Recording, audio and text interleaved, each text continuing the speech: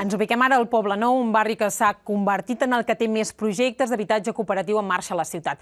Un model que promou la vida comunitària i que vol ser una alternativa al sistema tradicional de lloguer i de compra. L'edifici de la Balma és el que primer s'ha d'habitar, però en total n'hi ha 7 previstos, alguns en marxa i d'altres que busquen solars disponibles. Té convidats i l'Alicia els prepara una infusió a la cuina comunitària de la Balma. En aquest bloc d'habitatge cooperatiu, les 20 famílies que hi viuen no són propietàries, sinó sòcies, i a banda de compartir espais, també s'organitzen conjuntament. Hi haurà gent que segurament pensarà que és un horror. En el meu cas, que jo parlo de mi, per mi ha estat una diferència en salut, en cures, és a dir, aquí ens cuidem molt els uns dels altres. Els nens, per exemple, la criança aquí és molt més fàcil.